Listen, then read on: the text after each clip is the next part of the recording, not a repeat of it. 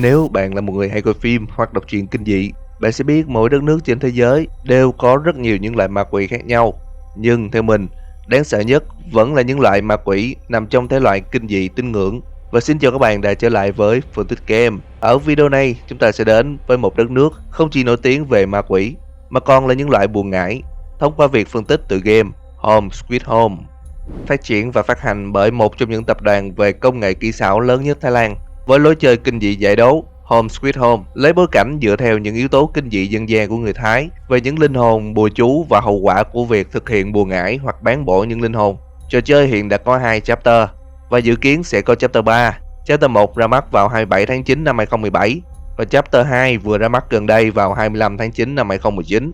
Mở đầu trò chơi, chúng ta được điều khiển nhân vật nam tên là Tim, có cô bạn gái là Jen. Tim nghe thấy giọng nói và tỉnh dậy trong một căn phòng bí ẩn. Rời khỏi căn phòng, Tim nhận ra mình đang mắc kẹt trong một nơi lạ lẫm, nhìn giống như một ngôi trường bỏ hoang và anh cần phải thoát ra khỏi đó. Đi một đoạn, anh chạm mặt với một nữ sinh, nhưng thật ra đó là một con quỷ mang khuôn mặt tím tái, miệng đầy máu và tay cầm dao. Cô ta truy đuổi anh, Tim lẫn trốn và chạy qua một cánh cửa. Đằng sau cánh cửa, khung cảnh thay đổi, dẫn đến nhà của chính anh. Giọng nói của Deal, bạn thân của Tim, cất lên trong hộp thư thoại. Tim tìm Jen nhưng không thấy, và theo những báo cáo của cảnh sát, Jen đã mất tích. Lần theo thông điệp mà Jen để lại, Tim tìm thấy chìa khóa vào phòng Jen và lần theo sợi chỉ đỏ dẫn Tim đi tiếp qua một cánh cửa trắng, và lúc này anh trở lại với khung cảnh ngôi trường, nhưng chỉ được một đoạn ngắn thì khung cảnh lại biến đổi. Tim đứng trong một căn nhà gỗ. Loanh quanh trong nhà, Tim bắt gặp những sinh vật lạ lẫn trốn xung quanh, và một con quỷ khổng lồ một mắt luôn cố tìm cách bắt Tim. Lẻn qua những căn phòng, Tim nhìn thấy Jen và cả hai tách nhau giữa một khu vực bị canh giữ bởi con quỷ khổng lồ. Theo tài liệu tìm thấy trước đó, Tim đã làm một bàn cúng cho con quỷ để anh có thể tiếp tục tìm Jen. Con quỷ nhận đồ cúng của Tim và bỏ đi. Tim chạy tiếp một đoạn và sau khi bước qua cánh cửa trắng, anh quay trở lại nhà của mình. Nhưng lúc này trong nhà rất tối và những sự kiện và sinh vật kỳ lạ cũng xuất hiện. Đi theo vết máu dẫn Tim đến nhà tắm và anh rơi trở lại khung cảnh của ngôi trường đáng sợ. Đi một đoạn, Tim nhìn thấy Jen bước vào một cánh cửa, nhưng khi mở cửa thì Jen không ở đó mà là nữ sinh lần trước. Tim trốn vào tủ và khi bước ra, anh lại rơi vào một nơi hoàn toàn khác. Nhìn qua tấm kính, Tim thấy Jen. Anh ra sức gọi cô trở lại nhưng không thể. Và từ đó, một chuỗi những hành động nhằm tìm đường đến với Jen mà Tim phải thực hiện. Trong quá trình đó, anh còn bị cản đường bởi những bóng ma canh gác và con quỷ nữ sinh ghê rợn. Mọi thứ cuối cùng cũng dẫn Tim đến với Jen. Jen lại tiếp tục bước qua một cánh cửa. Tim chạy đến, Jen quay lại nhìn anh và như thường lệ, cô lại bỏ đi. Cánh cửa lúc này, Tim phải vượt qua khó khăn hơn mọi lần. Anh phải thực hiện 3 nhiệm vụ tương ứng với 3 tấm bùa phong ấn nằm trên cánh cửa. Trong lúc làm nhiệm vụ, Tim còn được tiếp xúc với những linh hồn ẩn dật, rằng mỗi khi tắt nến, những linh hồn sẽ che mắt anh và đưa anh đến một không gian khác. Và ở tấm bùa cuối cùng, loa phát thanh cảnh báo có tin đồn về việc treo cổ tự tử của một học sinh năm cuối ngay tại khuôn viên trường. Và khi Tim bước ra khỏi phòng phát thanh, thì một nam sinh đã treo cổ, giống y như những gì mà loa đã nói trước đó. Thu thập đủ 3 tấm bùa và mở cánh cửa phong ấn dẫn Tim đến một căn phòng mà mọi thứ được treo và quấn bằng những sợi chỉ đỏ.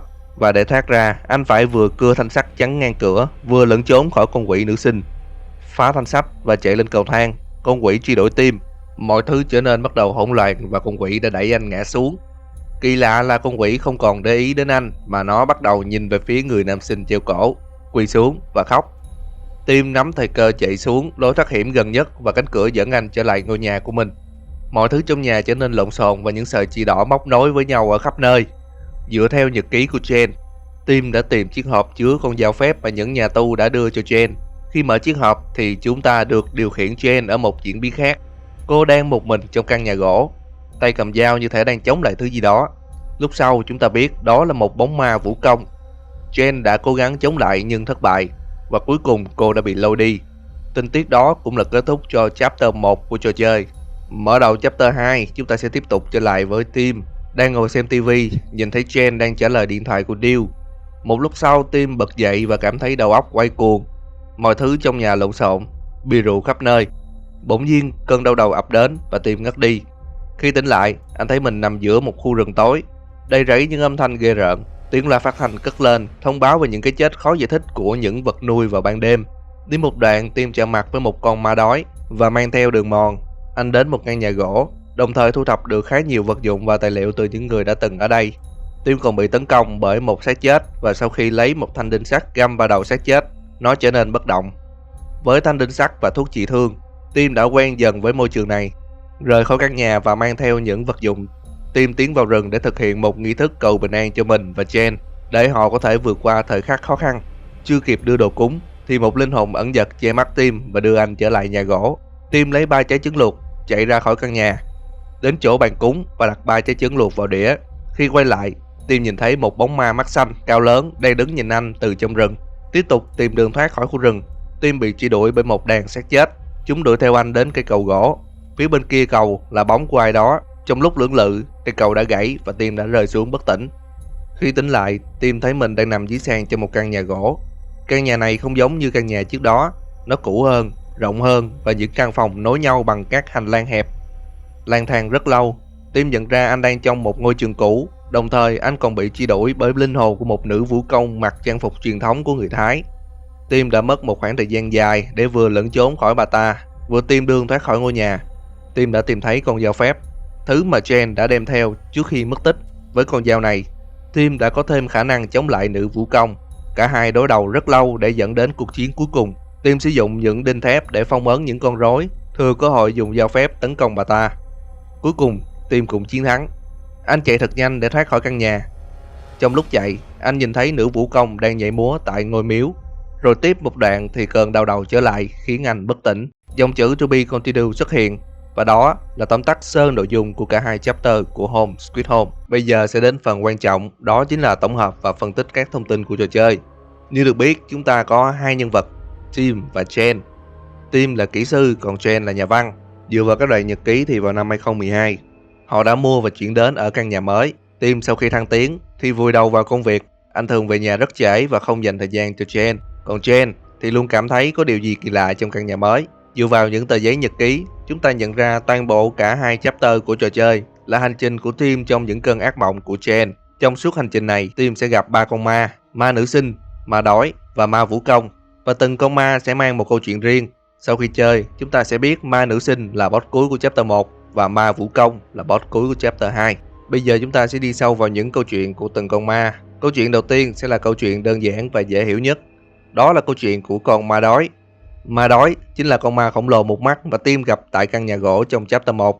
Con ma đói sinh ra bởi linh hồn của người con trong một gia đình đã từng sống tại căn nhà này. Gia đình này gồm 2 người. Người con tên là Tae, sống cùng người mẹ 60 tuổi.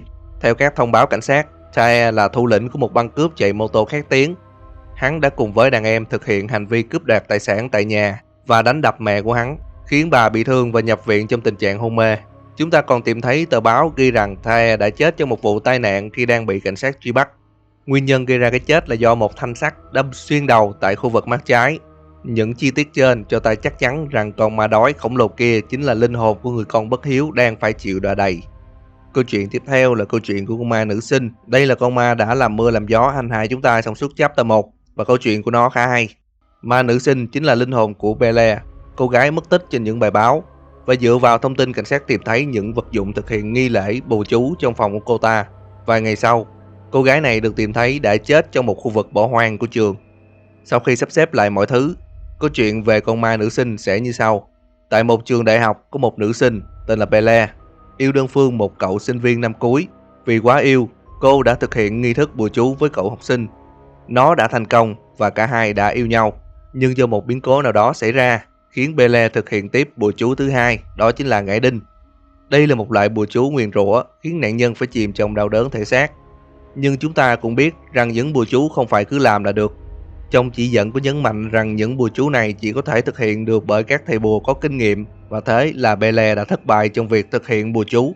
Nhưng trong văn hóa Thái, nếu bạn yểm bùa người khác thất bại, bùa chú sẽ yểm ngược lại bạn.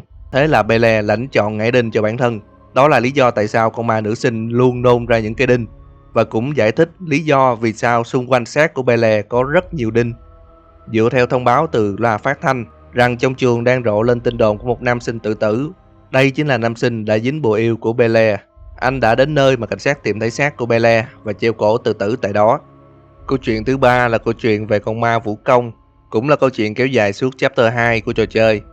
Câu chuyện này kể về hai vũ công tên là Raji và Tida, sinh sống tại một ngôi làng nhỏ. Cả hai từ nhỏ đã được bà huấn luyện để trở thành những vũ công chuyên nghiệp. Raji thì xinh đẹp, múa giỏi hơn Tida nên rất được lòng bà. Còn Tida tuy không xinh hoặc múa giỏi nhưng rất cố gắng tập luyện ngày đêm. Cả hai lớn lên, rời khỏi làng và đến học tại trường dành cho vũ công. Tại đây, trong những dịp lễ hội, các vũ công xuất sắc sẽ được chọn để múa điệu mở màn cho lễ hội và vũ công xuất sắc nhất sẽ vào vai nhân vật chính trong điệu nhảy đó. Raji rất muốn mình sẽ vào vai nhân vật chính của buổi lễ. Cô đã cùng người bạn trai Minh ra ngôi miếu gần sông để cầu nguyện cho mình sẽ được chọn làm nhân vật chính. Và lễ vật mà cô gửi đến các linh hồn là một điệu múa. Cô còn hứa với Minh là sau khi thành công, cô sẽ cho Minh thưởng thức một điệu nhảy.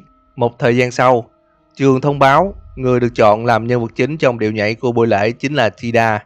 Ghen tức và ích kỷ, Raji đã tức giận bày mưu cùng Minh cướp vàng của cô giáo và để những thỏi vàng vào trong phòng của Tida.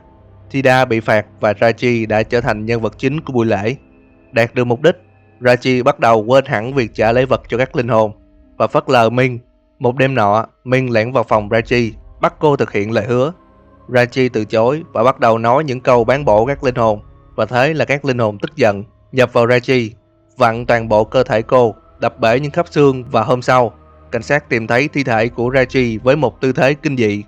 Việc Raji còn nợ các linh hồn một điệu nhảy cũng giải thích cho chúng ta vì sao khi chiến thắng Raji, chúng ta sẽ thấy cô ta đang đứng múa trước ngôi miếu. Đó là 3 câu chuyện của 3 con ma trong trò chơi. Vậy câu hỏi lớn nhất bây giờ là 3 con ma này có liên quan gì đến Tim và Jen? Sự liên kết duy nhất trong lúc này chính là ngôi nhà, hoặc đúng hơn là mảnh đất mà Tim và Jen đang sống, được xây dựng từ vô số những thảm kịch. Dựa theo dòng thời gian, ta có các sự kiện như sau. Câu chuyện của đôi vũ công là năm 1956. Câu chuyện của nữ sinh là năm 1996. Câu chuyện của tên cướp là năm 2002. Và câu chuyện của Tim và Jen là năm 2013. Theo dòng thời gian, mình có giả thuyết rằng mảnh đất mà Tim và Jen đang sống trong năm 1956 từng là ngôi trường vũ công của Raji và Tida. Sau đó, ngôi trường được xây lại thành trường đại học của Bel Air. Do quá nhiều án mạng xảy ra, nên trường đóng cửa và mảnh đất được sử dụng để xây nhà dân, cũng chính là nhà của tên cướp Tae. Sau sự kiện Tae chết, mảnh đất được bán lại và xây dựng thành một căn biệt thự. Đó chính là nhà của Tim và Jen bây giờ. Tim do quá ham mê công việc đã bỏ Jen một mình cô độc. Đồng thời, những cơn ác mộng về những hồn ma khiến Jen đã tìm đến những thầy tu và chống lại những hồn ma một mình. Vậy Jen được thông báo mất tích vào ngày 29 tháng 5 và vào ngày 5 tháng 7, Tim nhận được thông báo đình chỉ công việc, đồng thời rơi vào bia rượu. Điều đó cho ta thông tin rằng Jen đã mất tích gần 2 tháng và vật cuối cùng cô mang theo chính là con dao phép của thầy tu. Thông tin cuối chapter 1 cũng cho ta biết rằng Jen đã chiến đấu với linh hồn Raji và bị bắt đi. Nhưng cuối chapter 2, sau khi chiến thắng Raji, chúng ta vẫn không thấy bóng dáng của Jen. Nhưng trong cuộc chiến, Raji đã nói một câu với Tim rằng đừng chỏ mũi vào việc của cô ta, nếu không anh sẽ chết. Vậy là Raji có dự định gì đó với Jen. Rất có thể là cô ta muốn chiếm thân xác của Jen. Nhưng đến đây chúng ta sẽ có câu hỏi rằng tất cả những sự kiện xảy ra là thật hay chỉ là những ác mộng. Chúng ta thấy Tim luôn bất tỉnh và tỉnh dậy ở một nơi khác. Không gian và thời gian thay đổi liên tục. Dựa theo tình tiết đầu chapter 1, khi Tim lấy chìa khóa mở cửa phòng Jen, thì trong chapter 2, chìa khóa vẫn ở chỗ cũ, phòng Jen vẫn khóa. Điều này khẳng định là toàn bộ chapter 1, Tim đang trong ác mộng. Trong đầu chapter 2, Tim bật dậy, xung quanh có rất nhiều bia rượu. Anh còn tìm thấy tờ giấy đình chỉ công việc. Theo mình thấy, đây mới chính là lúc Tim tỉnh dậy thật sự. Jen đã mất tích gần 2 tháng, không ai biết ở đâu, không mang theo đồ ăn nước uống nên khả năng sống sót của Jen rất thấp. Và rất có thể những bóng ma chỉ là những cơn ác mộng về vò Tim. Những ảo ảnh được tạo ra do anh tự chết bản thân, mải mê công việc, khiến Jen sống trong cô độc. Và giờ đây anh tự cô độc chính mình. Và đó là giả thuyết của Fontic Game cho cốt truyện của tựa game Home Sweet Home. Hy vọng chapter 3 sẽ ra mắt sớm và hé lộ chúng ta những tình tiết mới của trò chơi. Nếu có gì không hợp lý hoặc sai sót, các bạn hãy comment ngay phía dưới nhé. Và hãy nhớ những gì mình nói trong video chỉ là giả thuyết thôi. Đừng quên bỏ lại một like, share và theo dõi Fontic Game. Mình là Zino và chúng ta sẽ gặp lại nhau ở video sau nha.